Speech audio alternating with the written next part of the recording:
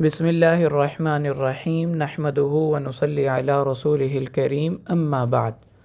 آج ہم منبر رسول صلی اللہ علیہ وسلم کی 1400 سالہ مختصر تاریخ آپ کے سامنے رکھیں گے۔ جیسا کہ آپ سب جانتے ہیں کہ آپ صلی اللہ علیہ وسلم شروع میں کھجور کے ایک تنے کا سہارا لے کر خطبہ ارشاد فرمایا کرتے تھے۔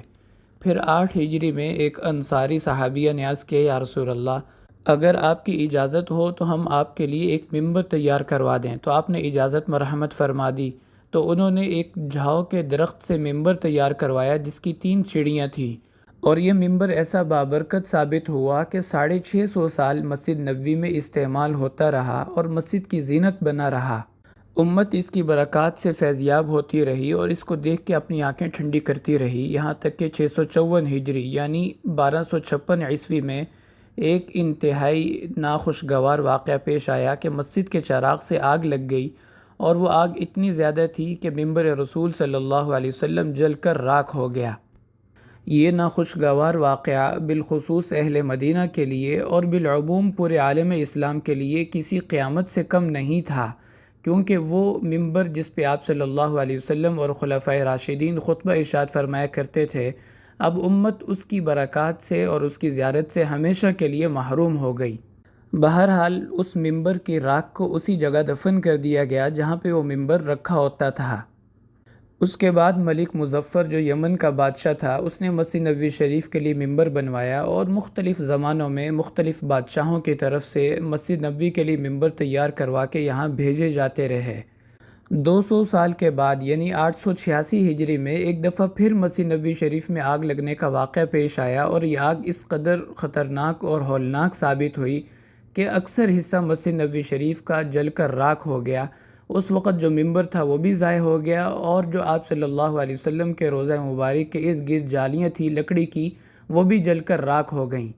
اب ضرورت تھی کہ مسجد نبوی شریف کی دوبارہ نئے سرے سے تعمیر اور تزئین کا کام کیا جائے، تو اس وقت کے ایک نیک بادشاہ ابو النصر اشرف قاتبی رحمۃ اللہ علیہ نے مسجد نبوی شریف کی تزئین اور آرائش کا کام کیا، اور ایک انتہائی خوبصورت سفید رنگ کے سنگ مرمر کا ممبر تیار کروا کے مسجد نبوی شریف کے لیے بھیجا۔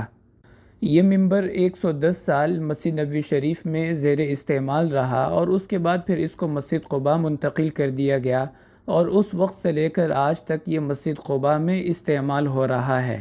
گویا یہ ممبر 560 سال پرانا ہے۔ اسی طرح اشرف قاتبی رحمۃ اللہ علیہ نے آپ صلی اللہ علیہ وسلم جس جگہ نماز کی امامت فرمایا کرتے تھے، وہاں بھی ایک بہت خوبصورت محراب بنوایا۔ یہ وہی محراب ہے جو آج ہمیں محراب نبوی کی شکل میں نظر آتا ہے، اور اس محراب کے پیچھے پوری تفصیل لکھی ہوئی ہے کہ یہ ابو النصر اشرف قاتبی رحمۃ اللہ علیہ نے 888 ہجری میں محراب تیار کروایا تھا۔ اور تیسرا کام اس بادشاہ نے یہ کیا کہ روضہ مبارک کے ارد گرد لکڑی کی بجائے پیتل کی جالیاں لگوائیں، اور ان کے اوپر سبز اور سنہری رنگ کروایا۔ یہ وہی جالیاں ہیں جو آج ہمیں روضہ مبارک کے ارد گرد نظر آتی ہیں، اور استوانِ حرص اور وفود کے درمیان یہ پوری تفصیل موجود ہے کہ ابو النصر اشرف قاتبی رحمۃ اللہ علیہ نے 888 ہجری میں یہ جالیاں تعمیر کروائیں۔ اور چوتھا کام اس بادشاہ نے یہ کیا کہ قبر رسول صلی اللہ علیہ وسلم کے اوپر گنبد تعمیر کروایا۔ یہ وہی گنبد ہے جس کو سبز گنبد یا گنبد خضرا کہا جاتا ہے۔ یہ بھی 560 سال پرانا ہے۔ جیسے عرض کیا کہ مسجد میں 886 ہجری میں آگ لگنے کی وجہ سے اکثر چیزیں نظر آتش ہو گئی، تو اس لیے ضرورت تھی کہ ان تمام چیزوں کو نئے سرے سے اور نئے انداز سے بنایا جائے۔ تو اس بادشاہ نے ان تمام چیزوں کو اس احسن انداز سے اور خوبصورت انداز سے بنایا کہ اگر دوبارہ کہیں خدا نخواستہ مسجد میں آگ لگتی ہے تو اب یہ چیزیں ضائع نہ ہوں اور جل کر راکھ نہ ہوں۔ بہرحال قصہ مختصر یہ کہ اس بادشاہ کی تمام بنائی ہوئی چیزیں آج بھی ہمیں مسجد نبوی شریف میں نظر آتی ہیں، سوائے اس ممبر کے جو اس بادشاہ نے مسجد نبوی کے لیے بنوایا تھا۔ اب وہ ممبر یہاں پر نہیں بلکہ مسجد قباء میں ہے، اور اس کی جگہ پھر 997 ہجری میں عثمانی خلیفہ سلطان مراد ثالث بن سلطان سلیم نے موجودہ ممبر تیار کروا کے بھیجا۔ اب ہمیں مسجد نبوی شریف میں جو ممبر نظر آتا ہے، یہ وہی ممبر ہے جو آج سے 450 سال پہلے سلطان مراد نے مسجد نبوی کے لیے تیار کروایا، اور اس ممبر کی ٹوٹل 12 سیڑھیاں ہیں، 3 دروازے سے پہلے اور 9 دروازے کے بعد۔ اور ان 12 سیڑھیوں کی نسبت سے ممبر کے دروازے کے اوپر 12 جملے لکھے ہوئے ہیں، جس میں اس ممبر کی پوری تاریخ اور تفصیل درج ہے۔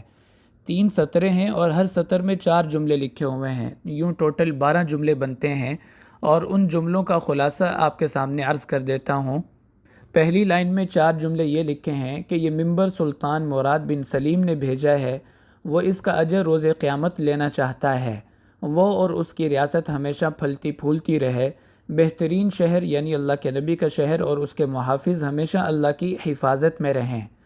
اور دوسری لائن میں یہ 4 جملے ہیں کہ یہ ممبر میں نے رسول اللہ صلی اللہ علیہ وسلم کے گلستان کے لیے بنوایا ہے، اللہ اس ممبر کو عزت اور قبولیت عطا فرمائے، لوگ اس سے رہنمائی اور برکت حاصل کرتے رہیں، یہ ممبر بڑی محبت اور اخلاص سے تیار کروایا گیا ہے۔ تیسری لائن میں یہ جملے لکھے ہیں کہ پروردگار اس ممبر کی اونچائی کی طرح اس سے دین سیکھنے والوں کو بھی اونچا فرما، اور آخر میں لکھا ہے کہ یہ تحریر سعد نامی کاتب نے لکھی ہے، اور یہ ممبر سلطان مراد نے سن 997 ہجری میں بنانے کا حکم دیا۔ سلطان کے لفظ کے نیچے آپ کو عربی ہندسوں میں 997 بھی نظر آ رہا ہوگا، یہ اس ممبر کے بنائے جانے کا سن لکھا ہوا ہے۔ تو ابھی 1446 ہجری ہے، گویا اس حساب سے یہ ممبر 449 سال یعنی 450 سال پرانا ہے۔ تو یہ تھی ممبر رسول صلی اللہ علیہ وسلم کی 1400 سالہ تاریخ۔